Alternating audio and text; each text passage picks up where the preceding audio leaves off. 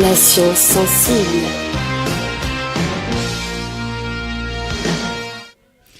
Alors, je sais pas si c'est le meilleur jingle pour parler de prison, mais c'est pas grave, on va attaquer là-dessus.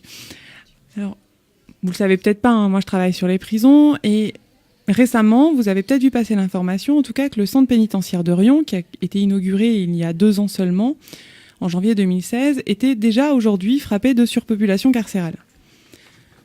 Pour la petite histoire, il a été construit pour permettre l'encellulement individuel, qui est quand même un droit du détenu depuis 1875. Alors on n'est pas au néolithique, mais c'est quand même pas si récent. Et pourtant, même les dernières prisons construites, comme la prison de Riom, connaissent aujourd'hui des premiers matelas au sol, faute de place suffisante pour les nouveaux arrivants. Alors on parle beaucoup de cette surpopulation carcérale, même si on n'en parle jamais assez à mon goût. On parle beaucoup de cette difficulté pour les détenus à devoir vivre dans des conditions de détention difficiles et à devoir supporter cette proximité non désirée.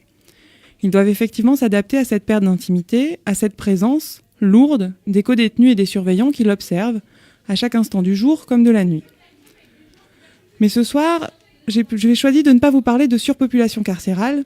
Je souhaite vous parler d'autre chose, même s'il y aurait beaucoup de choses à dire sur ce point.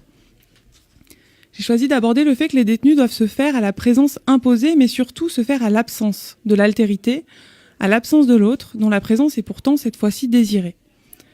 L'enfermement, c'est la privation de ses proches, la disparition de nombreuses relations sociales, la disparition des relations avec les personnes du sexe opposé. Oui, pour ceux qui ne le sauraient pas, les prisons françaises ne sont pas mixtes. Et si les visites, appelées parloirs, sont autorisées, elles sont tellement encadrées que le rapport au sexe opposé est grandement limité.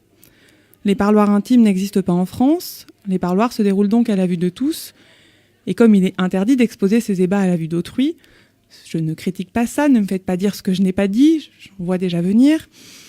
Du coup, mes parloirs sont à proximité de l'accueil des familles, il y a des enfants qui passent, donc forcément, il est délicat d'exprimer des actes de tendresse, mais surtout de montrer son désir et d'avoir des rapports sexuels lorsqu'on est condamné à une peine de prison.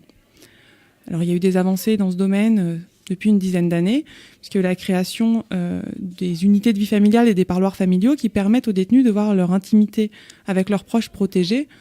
Mais faute de dispositifs suffisants, ça reste quand même quelque chose d'assez exceptionnel.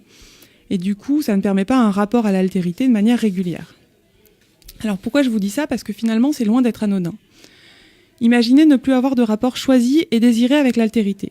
Qu'il s'agisse de raconter son quotidien, de discussions poussées et suivies, de débats, de gestes d'affection et de tendresse, de rapports charnels. Alors la sexualité, ça vous paraît peut-être pas indispensable pour une personne qui subit une peine.